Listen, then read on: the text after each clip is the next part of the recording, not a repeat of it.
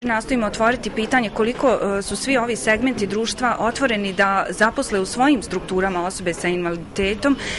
ukoliko su one kompetentne i ukoliko odgovaraju potrebama tržišta rada. Smatramo da je veoma važno da projekt kao što je ovaj okupi nekoliko aktera koji povezuju osobe s invaliditetom s poslodavcima, pomažući im da shvate da osobe s invaliditetom nemaju nikakve nedostatke, već i prednosti. Evo, već zahvaljujući medijima vidim da je jedan od ciljeva ove konferencije ispunjena, to je dakle da postoji ova pažnja i da će ovo biti jednostavno prilika da se skrene pažnja javnosti na ovu potrebu koja zbog svega onoga praktično što se dešava je